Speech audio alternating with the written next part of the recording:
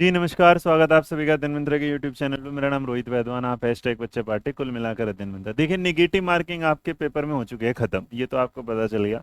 और negative marking का एक डर था कि कुछ सवाल आते हैं तो भी हम निशान नहीं लगाते, और जो नहीं आते उसको तो लगाना ही नहीं है क्योंकि गड़बड़ हो जाएगी।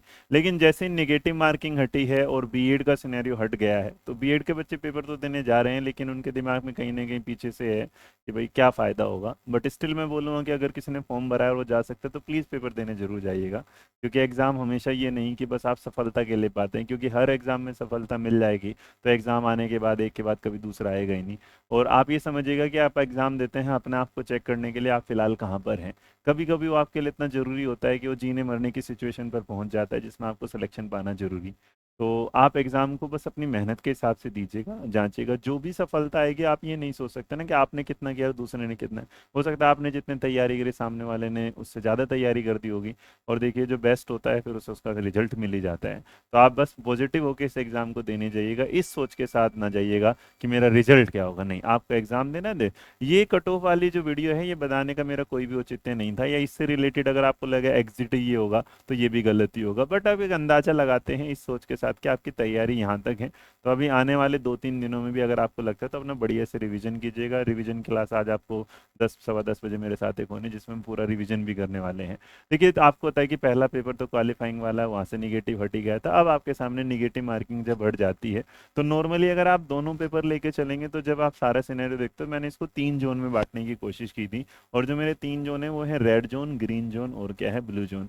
देखिए, रेड जोन मेरा कहता है इस काज का कि जैसे ही निगेटिव मार्किंग हटती है और बच्चे को तुक्के लगाने वाला जैसे ऑप्शन मिल जाता है, तो तुक्के लगाने वाले ऑप्शन में होता है क्या है कि उसे डर नहीं होता कुछ खोने का। तो जो बेस्ट होते हैं वो तो निकाल ही लेंगे, उसके बाद उनके दिमाग में कुछ रहता है ये वाला कि ये मुझे आता है, ये नहीं आता, और जिसमें लगता है कि हाँ ये हो सकता है, जिसमें वो निगेटिव की वजह से बच जाता था।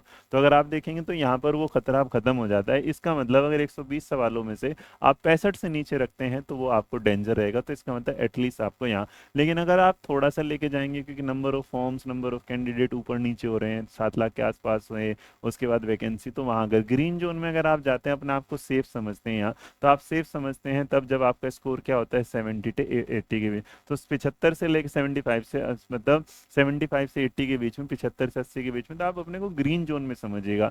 बट अगर हाँ आपका स्कोर 95 प्लस आ जाता है तो फिर मैं बोलूँ आप बिल्कुल एकदम सुरक्षित हैं और आपका चयन होना क्या है, पक्का है। तो हमने इसलिए ब्लू जोन को मैंने क्या रखा है, चयनित वाले में रखा है। ग्रीन जोन को मैंने 75 से 80 में सुरक्षित रखा है।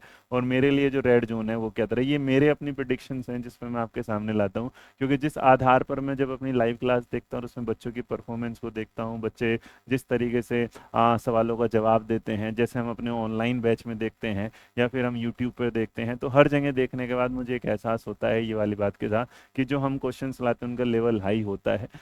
उसके बाद भी बच्चे जिस तरह रिप्लाई दे रहे हैं, तो मुझे लगता है कि यहाँ का स्कोर जो है वो सुरक्षित है। यहाँ का जो स्कोर है वो क्या है, चयनित वाला है, सिलेक्शन वाला है।